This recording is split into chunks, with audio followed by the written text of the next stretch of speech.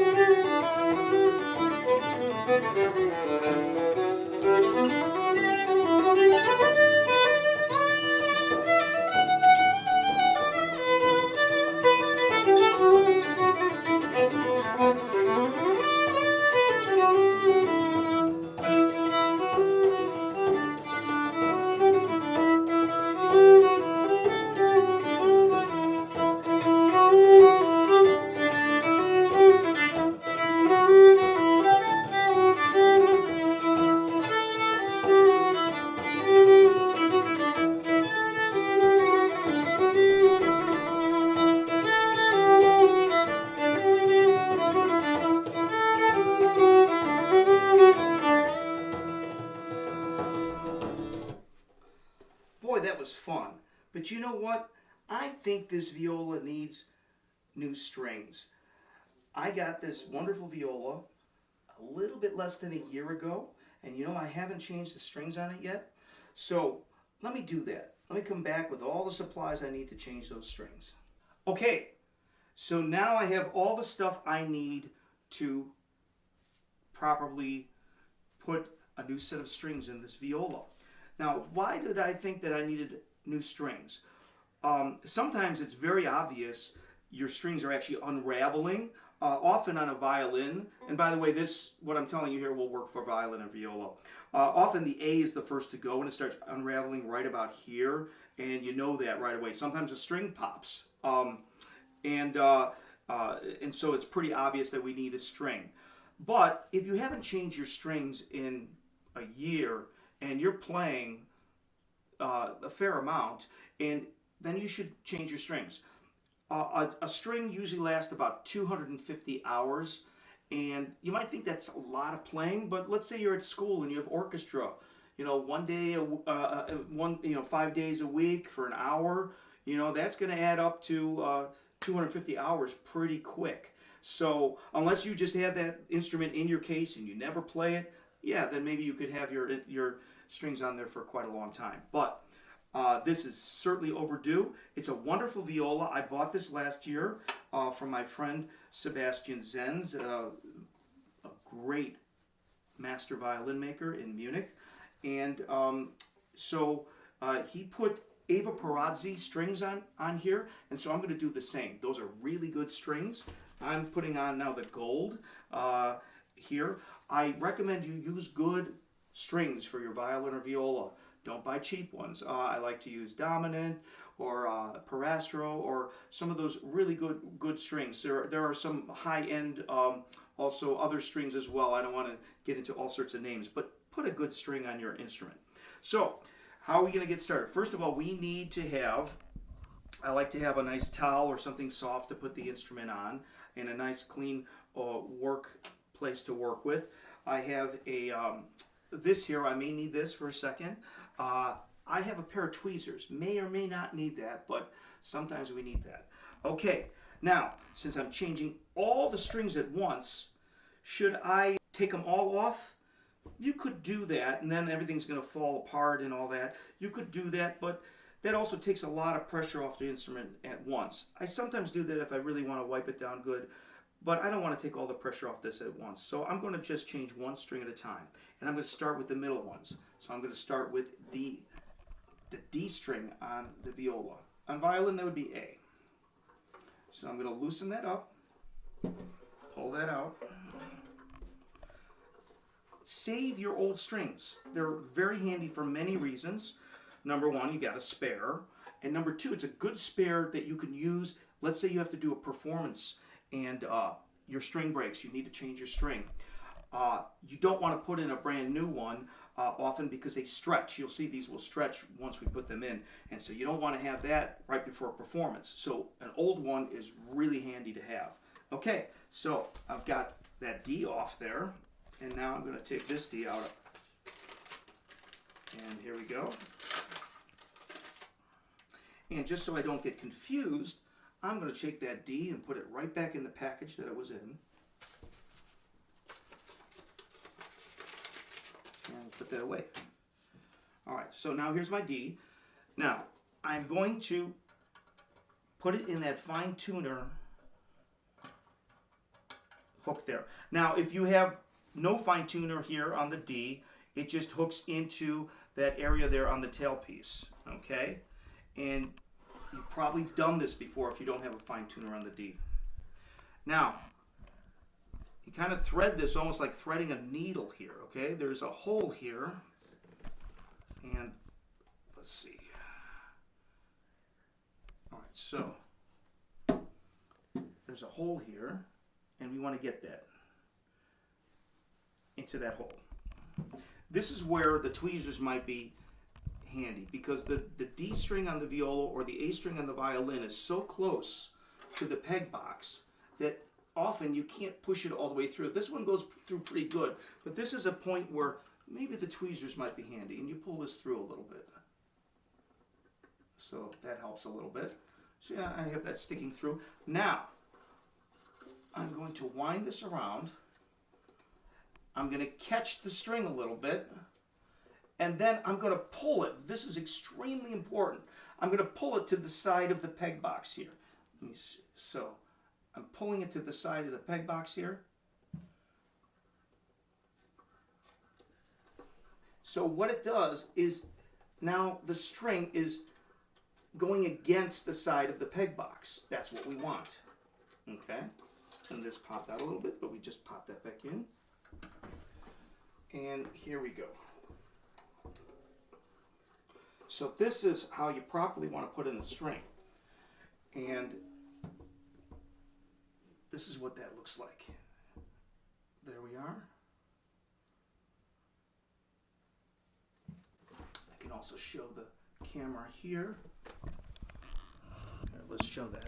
We got that. So you see how that new string is the pink one. And you see how it's right against the side of the peg box. I'll do that again with the other one to show you how you get it that way. That way the string won't slip out.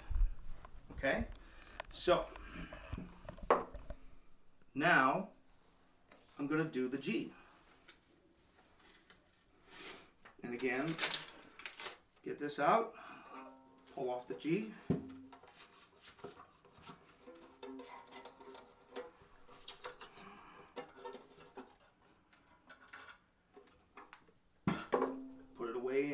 So I don't get confused, because I've never used these Evid Perazzi strings before, so I'm not sure exactly what color they all are. I don't want to get that mixed up.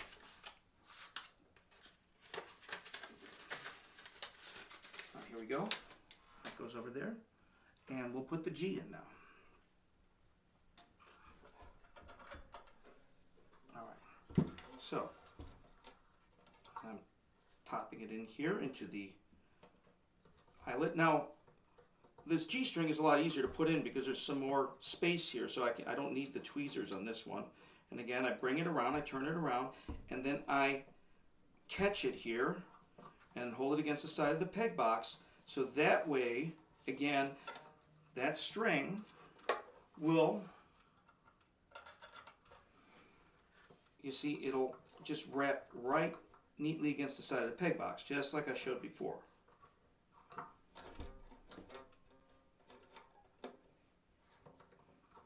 Okay.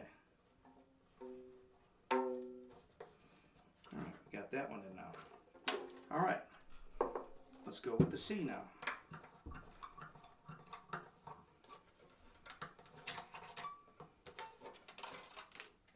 Okay. And we'll put that one away later. now we have the C string, which is right here.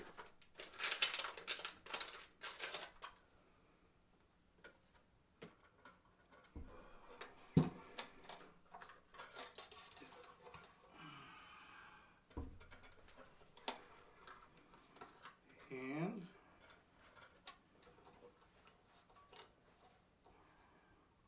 thread it through like a needle. And again, this one's pretty easy to get in.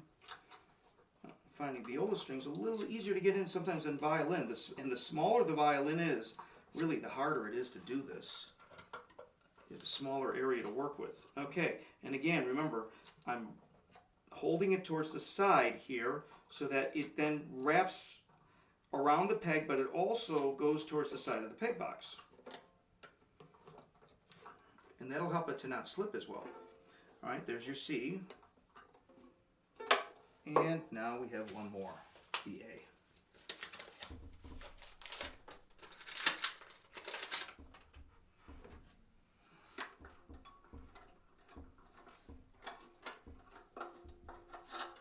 Now, when you're doing this on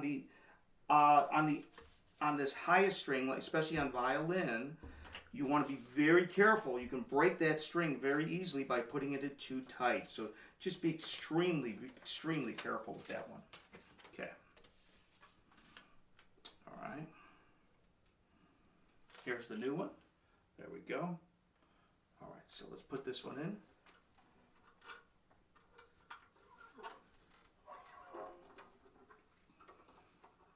Now, I have to loosen up my D a little bit to get it over there.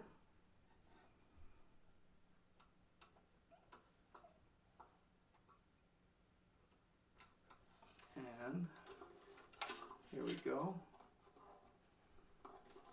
Oh, this one's a little trickier. Sometimes you have to pull the peg a little out, so you have a little closer to the peg box. All right, so now we're doing that. And then, again, wrap it in there. Hold it against the side of the peg box so it'll be next to that. And we pop this in here. And being a thinner string, this one's sometimes a little bit more problematic.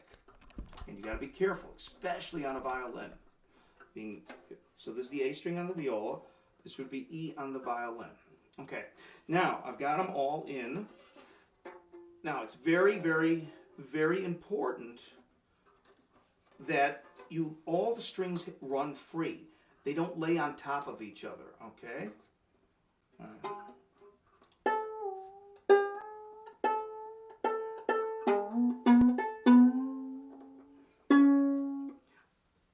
And it's really important here that they run free. And I'm going to try to show you this. You see how all the pegs are against the side of the peg box? All the strings are there. You see that? And also, they all want to run free. You don't want another string on top of another. Right? So,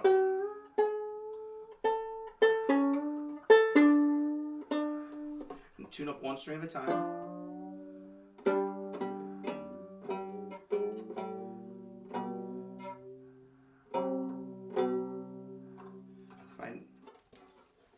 Fine tuner, I will. All right, good. So I'm just gonna tune this up. I'm gonna go to my tuner, make sure I got that all good, because I don't have perfect pitch. Some of you may, but that's pretty close.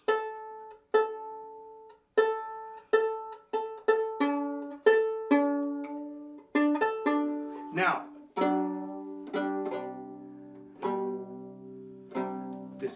these are new strings. They're going to sound amazing, but they're going to slip for a while.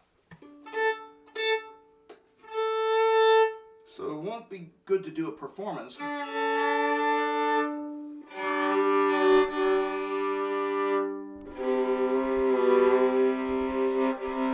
But the more you play on new strings, the faster they're going to break in. So I'm going to play the Blarney Stone one more time.